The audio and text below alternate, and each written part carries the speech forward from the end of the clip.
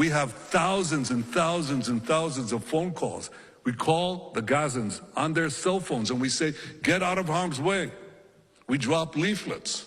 We offer safe corridors, safe havens for people to leave. It's incomparable. He says there is one comparison. In World War II, the battle for Manila. I wasn't familiar with it. I heard it from him. He says in the battle for Manila, there were 17,000 Japanese soldiers. And the American army went in, and they found something that they haven't encountered before, systemic tunnels. They weren't called tunnels, they were called sewage tunnels. And the Japanese soldiers used the sewage tunnels, which made the fighting a lot more difficult. Manila had a population of 1 million. 100,000 civilians were killed in that battle. The Israeli army is going to lengths that no other army has done to prevent civilian casualties. No other army.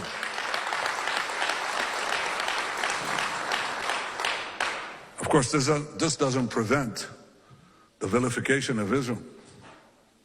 This doesn't prevent the horrible slurs and slanders and lies that are hurled against the Jewish state and the Jewish army. I mean, this is incredible.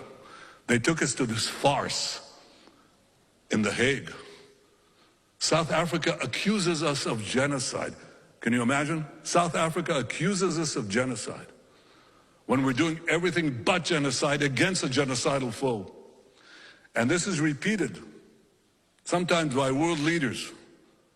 Today, the president of Brazil, by comparing Israel's war in Gaza against Hamas, a genocidal terrorist organization, to the Holocaust, President Silva has disgraced the memory of 6 million Jews murdered by the Nazis, and he's demonized the Jewish state like the most virulent anti-Semite. He should be ashamed of himself.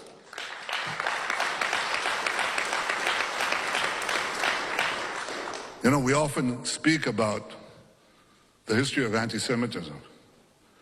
And we say, how could those lies that were leveled against the Jewish people, these extraordinary falsifications, these unbelievable diatribes that had no basis in fact, how could they have been believed by so many? But that's exactly what's happening today in the case of Israel. The vilifications, diatribes, and lies leveled against Israel are believed by many, but I have to say also there are many who don't believe them and stand by us, beginning with the United States of America and the broad segments of the American public. Yes, there are some who join the demonstrations. The most absurd thing is gays for Gaza. Have you seen this? I mean, you don't want to be gay in Gaza. You don't want to. You can't talk about human rights and talk about the Hamas regime, this monstrous entity that executes anybody who disagrees with them. They are now, as we are making every effort to get civilians out of harm's way, Hamas is doing every effort to keep them in harm's way. And when we provide safe corridors and the Gazans begin to move there, they try to stop them at gunpoint. And when they can't stop them at gunpoint, they stop them with gunfire. To identify with Hamas and to hurl these lies at Israel is to side with the barbarians. But I want to tell you, none of this will stop us. None of this will stop us. None of it. We're committed to total victory, and total victory means the release of the hostages. This is not something that is simple. It's very hard. I'm not sure that any government has faced quite such a predicament. It has horrible dilemmas.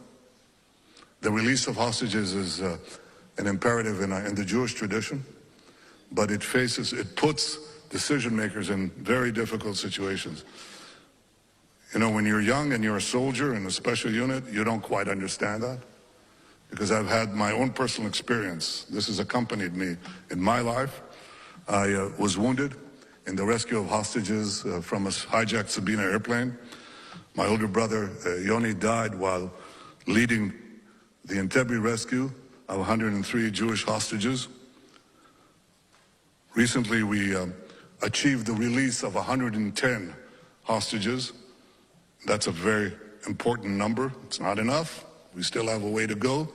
But we released the majority of hostages, of living hostages, which is very, very crucial. And most recently, a few days ago, we achieved a wonderful rescue of two additional hostages, by our brave soldiers.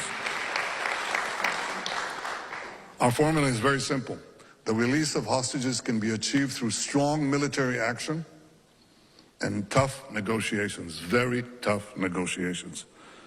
That tough position has to involve the exertion of pressure. And the exertion of pressure is not merely on Hamas itself, but on those who can exert pressure on Hamas, beginning with Qatar. Qatar can press Hamas as no one else can.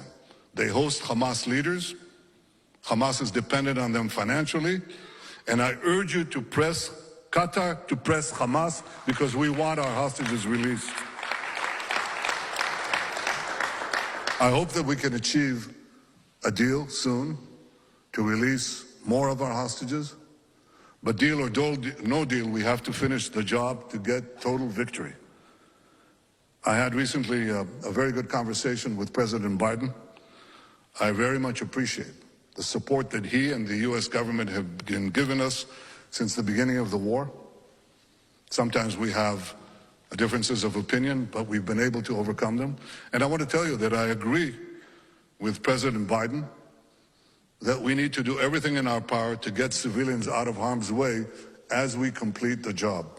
We've destroyed 3/4 of Hamas's fighting battalions. It's very important to understand. They have organized battalions where commanders give orders to companies or to organize fighting formations, and you can have 100 people attack the Israeli army from this direction, or 50 people attack them from that direction. Once you destroy the battalions, there is no organized command and control structure. You're left with individual terrorists, which we mop up with ground action, which is much less intense. We cannot leave 1/4 of Hamas's terrorist battalions intact. No one would do that in the case of fighting ISIS. You wouldn't leave 1/4 of ISIS intact in a defined territory. You wouldn't even think about that, and you didn't. America finished the job with its allies. We will finish the job here with our brave soldiers. And we will make sure that the civilian population has a way to get out of harm's way, to safe corridors and to safe zones. I hope we can also reach an understanding on the day after Hamas. But here's the critical thing. The day after Hamas is the day after Hamas is destroyed. The emphasis is on after Hamas is removed from the scene. And I can tell you one thing that I think we can agree on many things. But one thing Israel cannot agree to is an international diktat that would seek to unilaterally recognize a Palestinian state, basically force a Palestinian state on Israel after the horror of October 7th. And you should know that the people of Israel are really united in this. I brought today a resolution before the government. I want to read it to you. Israel utterly rejects international diktats regarding a permanent settlement with the Palestinians. A settlement, if it is to be reached, will come about solely through direct negotiations between the parties without preconditions. Israel will continue to oppose unilateral recognition of a Palestinian state. Such a recognition in the wake of the October 7th massacre would be a massive and unprecedented reward to terrorism and would prevent any future peace agreement. This passed unanimously in the government today. It will pass tomorrow in the Knesset, I think with an overwhelming majority, and I hope that the conference can consider adopting this statement as well. This will send a message of unity. Unity inside Israel, unity outside Israel, unity between us. And I have to tell you again, you can see this when you go outside. You can see that in the taxi cabs. You can see it if you walk into a restaurant or in the lobby of a hotel where you're staying at. Israel is united as never before. The army is united as never before. The public is united as never before. And we are united with you for one thing: total victory. Total victory will give us security.